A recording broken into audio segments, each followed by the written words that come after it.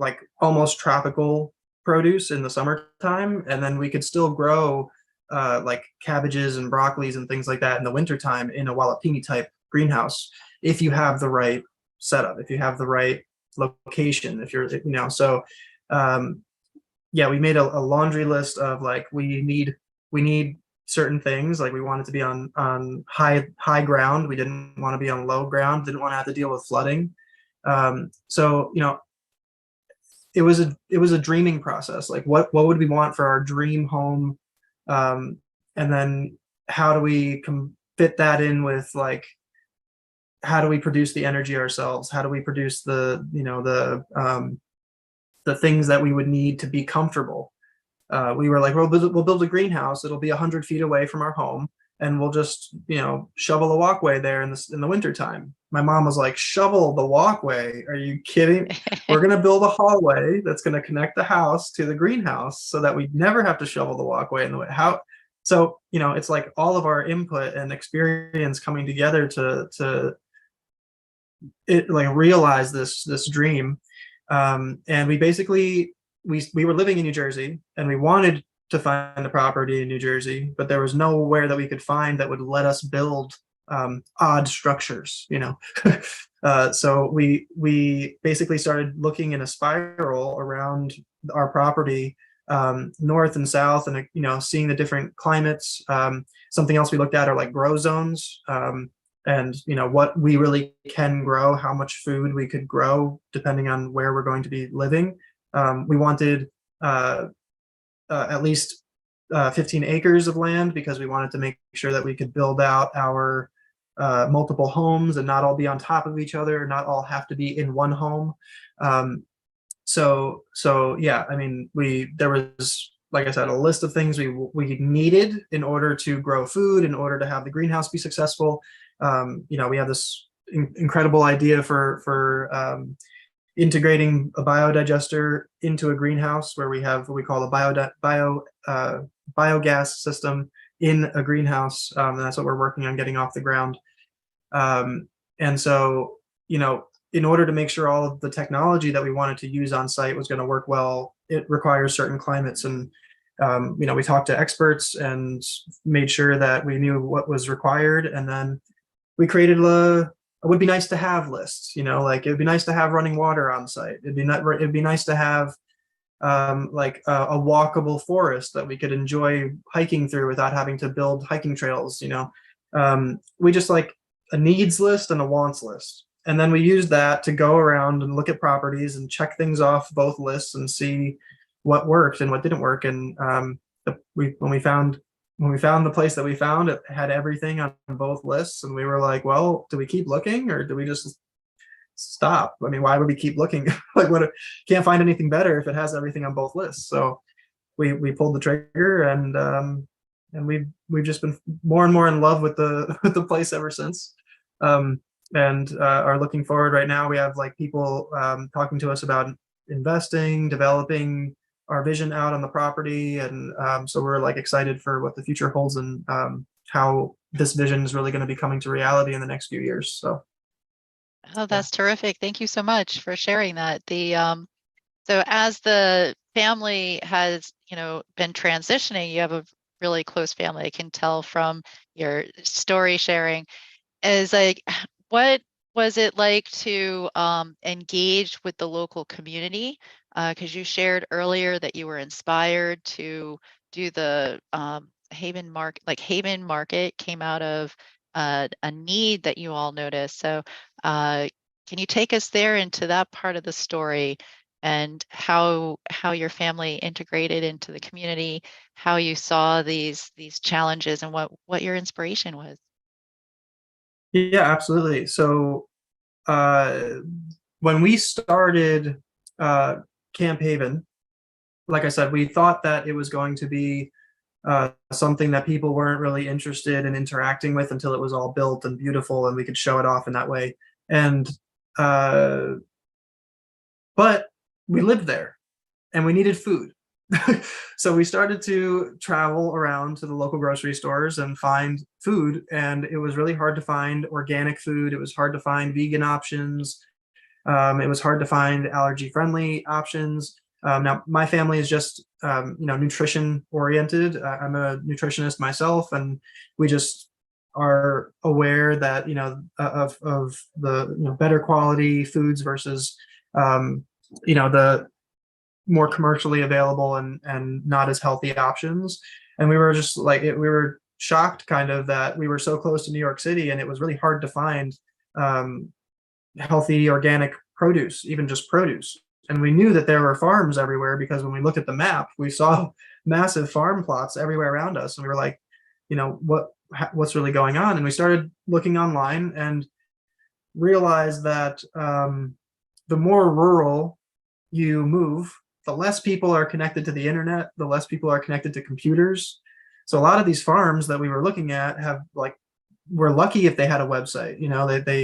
They've been working for generations and generations, and the way that they had been working and like integrating the new technology and things that were coming out is just like it's difficult for them. And because of that, they were struggling. So the farmers around the area are struggling to stay alive, and keep their farms going. And people are struggling to get food in the area because we knew we couldn't be the only ones. We found a couple of local health food stores, and so basically, while my brother and I were doing construction all day, my mom would spend 6 hours a day shopping, driving from location to location because it's a rural area. So if you're going to drive anywhere, it's going to take you at least 20 minutes to get there. So she would go from location to location to try to like get what little food we could. And it's like we're spending all this gas, or like we're driving around like crazy. Like, how can we get the food to come to us instead of us trying to go get all the food all the time? And so these are just some of the things we were thinking about, at the time. And we just like this on a separate note, we started getting kind of stir crazy up there on the property, like working there all by ourselves every day, day and night, like 12-hour days working on building stuff. And just with the interns and people that were with on the property, and most of the time just my brother and I and my family. And so we figured like let's start going out and connecting with the community. And so we went to some local events and some bars and things like that were having events, and everything was like around alcohol and everything was around junk food. And it was just like we're just not into, we don't want to feel like terrible for the next 3 days just because we wanted to go have a fun night, and we get to be as healthy and energized as we can to keep building and getting all this off the ground. I mean, like we built 3 massive buildings in 2 years. Like, I mean, yeah, just the two of us building it. And so we decided like, hey, how can we start having events and start bringing people to us? And we went to a farmer's market, met some farmers. They wanted to have some local events. So we were like, hey, well, we have some experience hosting events and putting on parties and things like that we've just done for, different groups at different times. And what if we host the potluck that you want to have at your farm, and we'll handle the community outreach and everything, and try to broadcast it as far and wide as we can.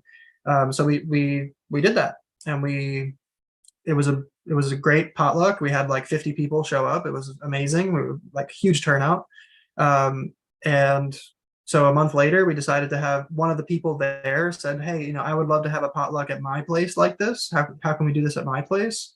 So we connected with them and started having, we had the next one at their place, and then actually just emailed everybody and said, hey, who would like to have a potluck at their farm? And we specifically did it as a potluck for farmers, healers and farmers, because we wanted to connect with and celebrate the farmers in our community who are working so hard to create food, and they are struggling themselves to survive and to keep things afloat in their own lives. And so we wanted to celebrate the farmers in our community, and that's what we started the first potlucks around, was celebrating the local farmers. And we had the best food because the farmers were coming and bringing the best food that, and it's just like farm fresh, like incredible food that we had. And then I realized that there's like Michelin star chefs in New York that are getting this exact food. These ingredients are going to these, ultra fancy restaurants in New York City. And unfortunately, people around the area didn't have access to it. So we started talking to the farmers, and more farmers coming at the potlucks, and partnering with the farmers to start what we called Raw Mart. And Raw Mart was a play on words on Walmart, because we had wholesale produce. We were like the lowest cost organic produce you can find. We'd get it from the farmers. We get it, we would get from distributors in the area also, that are local regional distributors who would travel to different farms, get the different produce, and deliver it to a local area where we could then offer it to our community. And we didn't charge anything. Our goal was to make this a human right, not a something that's a privilege. We wanted to make this as low cost as possible for ourselves, for our family, and for everybody else. It's like, why do I have to pay more because I want better quality food that's going to make me a more productive member of society than if I just eat candy all day? Or if this was something in my nutrition work, like if I have food allergies, if I'm allergic to gluten or dairy, I have to pay more for my food. Whereas like if you're disabled in any other way, everything has to be shifted and catered to you to make sure that we have equal rights for disabled people and not. And so we have this with food allergies kind of discrepancy of like, it's just not being respected as a real thing, and people are being charged more because they want to eat better, because they need to eat better for their own health and well-being. So all these things set the values for us in place to offer this service at the lowest possible cost we could. And then we just had it turned into a weekend event where every intern and volunteer that we had would work on sorting people's produce and getting the boxes together. And it was like a whole 3-day event to get everybody's food ready for them to just pick it up on Sunday. And we realized we need to open a store. We were overwhelmed with how many people are wanting this service. And, if we could just open a centralized location, it would really help solve our issues. And Haven Market was birthed from that. And yeah, so was that all word of mouth that you all Raw Mart, was that all done by word of mouth essentially? yeah, People were just like, how do I get healthy food? I really appreciate the access to healthy food point that you made as a human right. So, and I mean, it's interesting because I feel like there are so many micro networks. Like everyone, when we came up there, everyone kind of had the same story. No one really talks to each other around here. Everyone kind of keeps to themselves. And yet everyone that we talk to knows everybody. It's like everybody grew up together. Everybody knows everybody. And they don't spend a lot of time together because everyone has their day-to-day jobs and activities and things that they're doing. And but we there were just people that we talked to that were plugged into certain networks where just by talking to that one person, we were talking to 500 people behind them. And it's not like 500 people part of their email list and they're some business. It's no, there's people that they're friends with on Facebook, that they're personally friends with, that live in the area, that are dealing with the same everyday problems as everyone else, because everyone has to be dealing with those problems if you're living in that area. So it's connecting with the community and what the community needs really was a whole eye-opener for me, because it's easy to come into a community and say the world needs X, Y, and Z, so let's provide it for your community, and not look at who's actually doing work in the community already and trying to solve these problems already. How can you work with them to facilitate that process, and not try to start something on your own that's not relevant to what's already going on, or can feel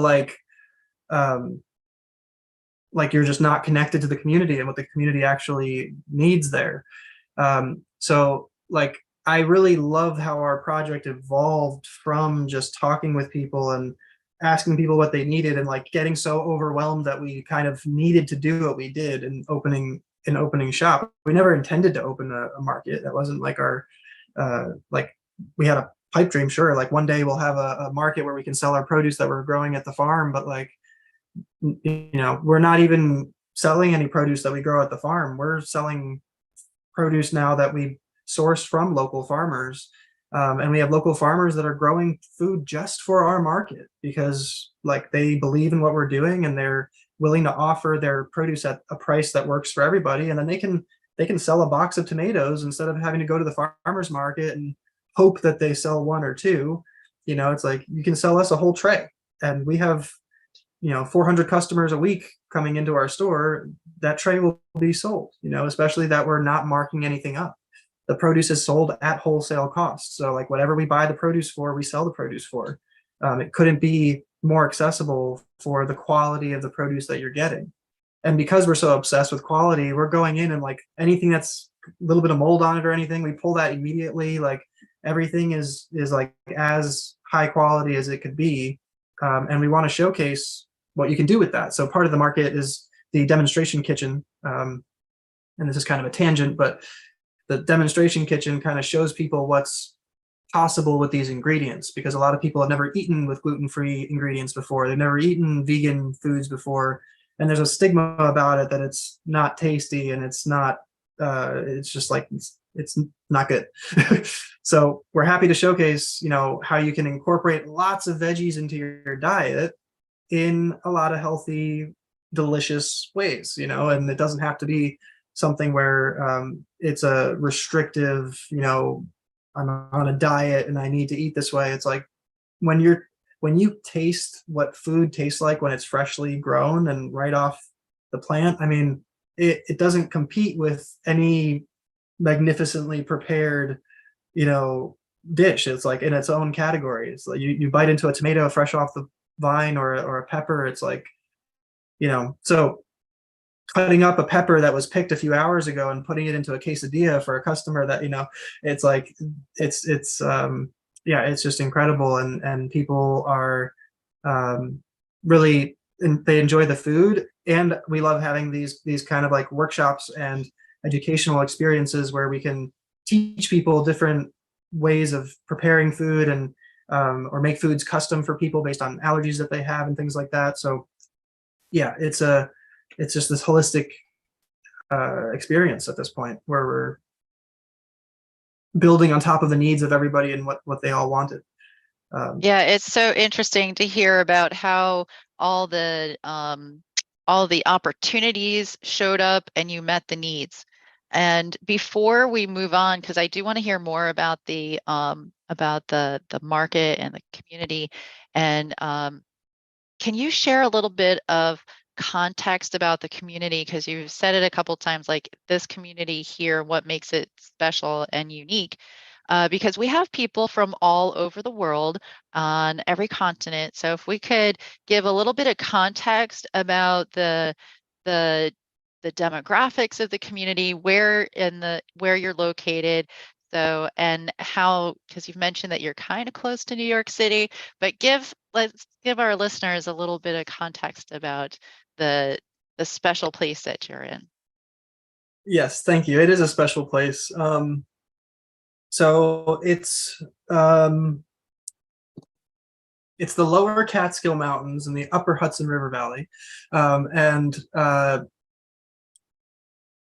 there is a very strong spiritual connection to the land where we are.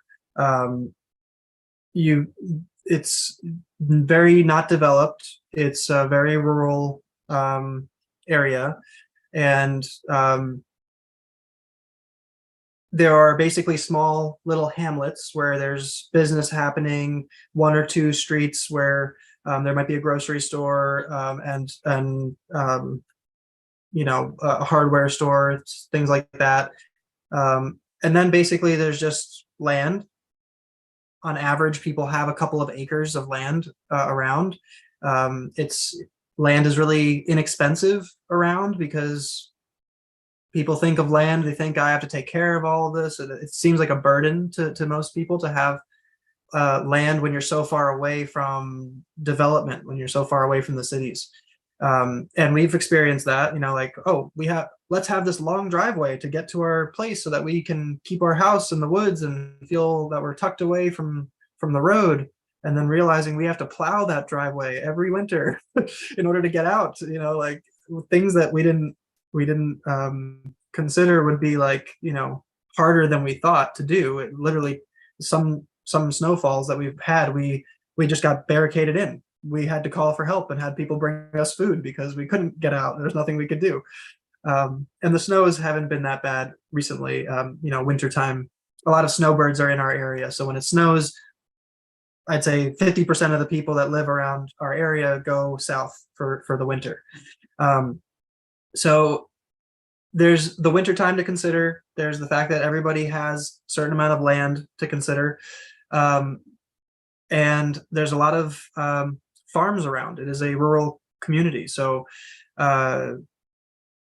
technology, like I was saying earlier, hasn't really caught up to the times there. Like people are just starting to incorporate, the internet into their. I mean, while we were there, we got cell phone service in our town while we were already living there. So like this is like really just now happening. Like forget internet cell phone. Like we just had regular cell phone magically appear one day while we were already living there. We were so grateful that we could, at least we had 3G internet, 3G phone service now. So when it comes to people's perception of what life is like in more rural areas, even in the US, so I'm not even talking about, we're talking about New York. It's like infrastructure is just not what it is in the cities. And so what we did learn is that while it might be, lacking in that respect, the community connection is the richest we've ever experienced in our lives. I mean, we come from New Jersey. We come from I don't even know how many people were in our town, the most densely populated state in the country. It just thousands of people everywhere you look. There's people everywhere doing their thing, living their lives, and we didn't feel connected to anybody. We didn't even know who our neighbors were on either side of our house. We lived for 18, 19 years, maybe 20 years in that house. And on the day we were moving out, one of our neighbors was jogging by and they said, "Oh, are you moving in? Hi, I wanted to introduce myself." We're like, "No, we're actually leaving." Because we don't feel like we're a part of this community, I guess. Maybe that was really, I know there are lots of communities and ways of plugging into the community no matter where you are. But when we moved into the more rural area, it's like people rely on each other more for survival because you just need to. There's a lot more respect, it seems like, between people in general, and just something about this energy and flow here where people will give you time. It's like time slows down. You ask somebody, "Hi, how are you?" And that's not just like a question. Like they actually stay with you and talk with you about how you are and what's going on. It's like people seem to care a lot more about other people and just treat people with more respect and more love and compassion. And we were like blown away by this. Just driving down the street, you just wave to everybody in our town. Everyone knows if you're from Livingston Manor because you're those guys that wave to people when they see them on the street. Like, I don't know. It's a thing that we just picked up because we saw everybody else doing it in our town. And now, that's like what everybody does. It's just and I do think there's something about like one town before us is Liberty, or a couple towns before us is Liberty, New York. And it's more of a suburb. It wouldn't be considered a rural area. It's more developed, more people are there. And a lot of people in our community come from Liberty up to us because they're like, they're craving that aspect of what we feel is kind of like, it's easier to find in a more rural area because people are more dependent on each other, we've found. And what that creates is a lot of opportunity and a lot of kind of scarcity too, because it's like there's a lot of land and a lot of distance between everybody, and everyone wants to connect and they want to feel like they're a part of a community, but truly it's hard to connect.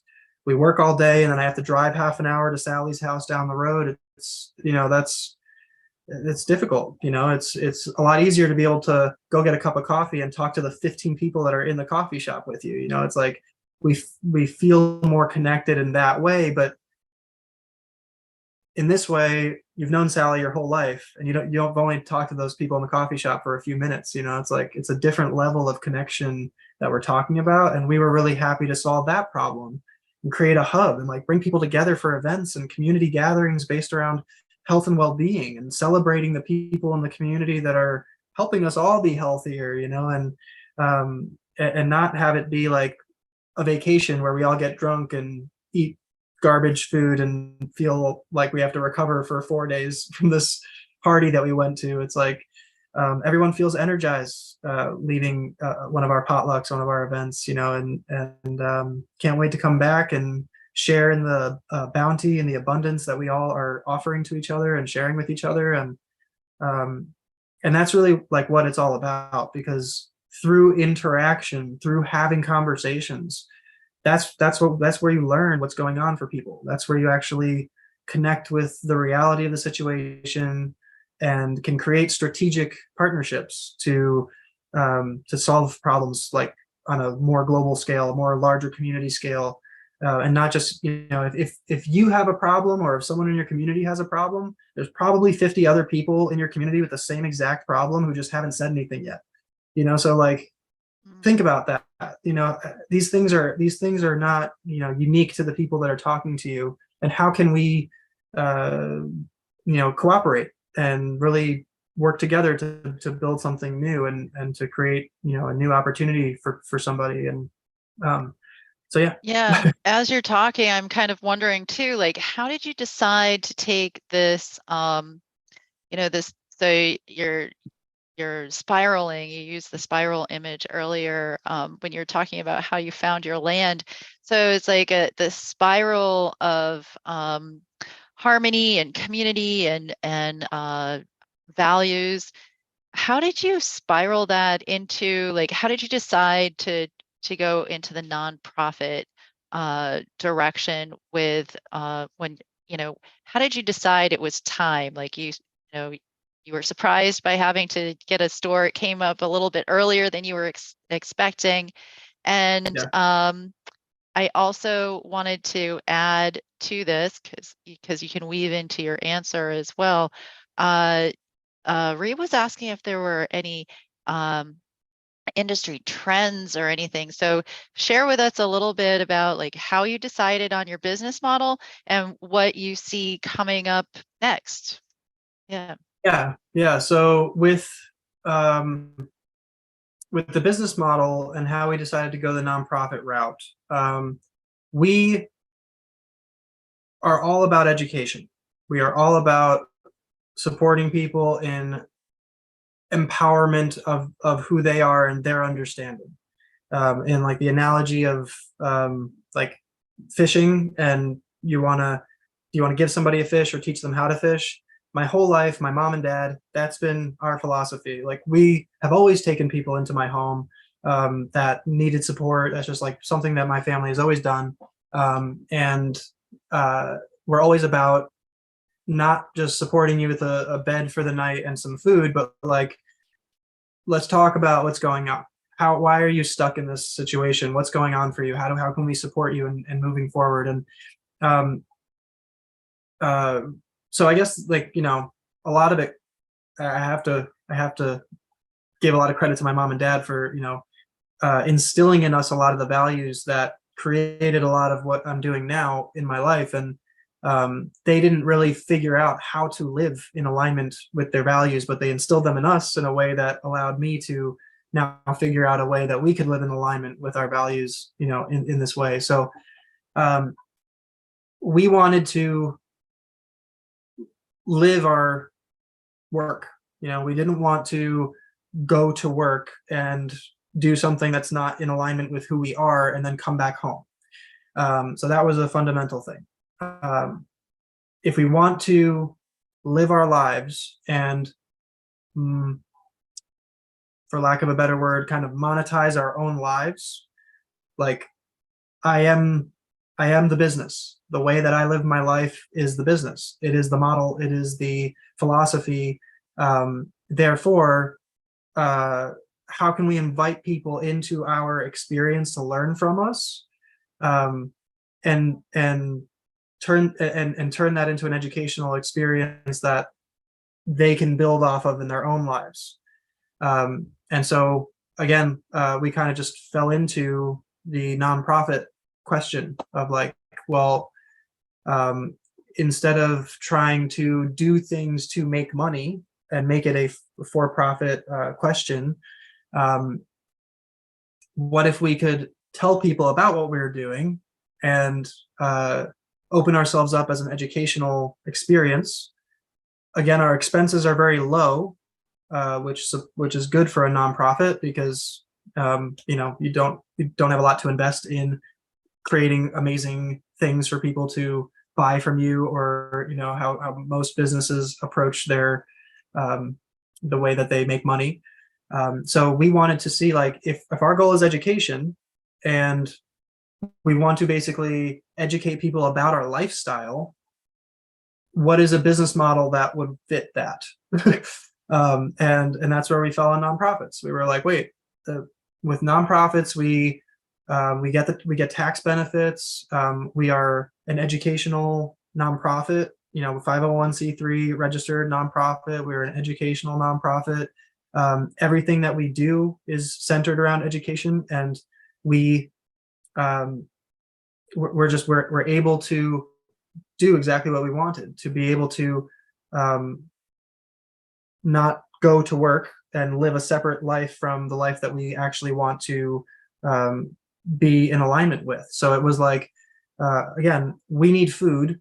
How do we turn our adventure to find good food into something we can educate other people about and have these kinds of conversations about, so I mean, it's really hard to explain how we've done a lot of research on every little aspect of the lifestyle, everything from like the way you go to the bathroom, what happens when you flush the water, where things go, um, what are you using to brush your teeth, why are we brushing our teeth, why are we brushing our hair, why are we even doing these things, where do these things come from? I know these are all really good questions. So I'm curious to know, what was the oddest thing that you questioned? Like, what, you know, the thing that you're like, I um, can't believe I questioned this, like that was you a know surprise. I can't put my finger on like what it was for me, but I will say that the bathroom situation, the fact that we have composting toilets and composting system, um, it was mind blowing to me that we can have a composting system where we're using nothing but 5-gallon buckets and sawdust and like readily available materials from nature, and there's no smell, there's no rats or flies or all these things that we're told are gonna be the way they are. And like walking people through that experience, again, a lot of people come to us from New York City, never been in nature before.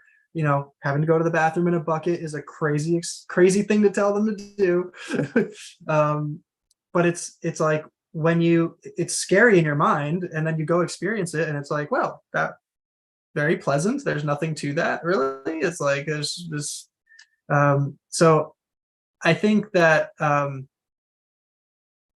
yeah, just that's probably the number one thing that comes to mind that like uh, is like shocking to me. Like I just, in your mind you think that it's going to be this, like you're going to be dealing with sewage and all these like awful things, and it's like it's actually a lot easier to deal with than people give it credit for. There's systems that have been developed like back in the 60s to do all of that type of stuff in a healthy way for the environment, so you actually create compost that you can use on. So we would like, we have the richest compost that we could possibly have and years of it, and we just spread it throughout the forest and let the forest enjoy it. And it's like a real way of integrating with the local ecosystem. Ecology, yeah, the Yeah. ecosystem. So we have just a couple minutes left. So we want to hear like what's next for you all. And we do have a question, like someone's asking about, are you involved with the sharing economy at all, like tools and resources, like that kind of thing? Is that something you all are?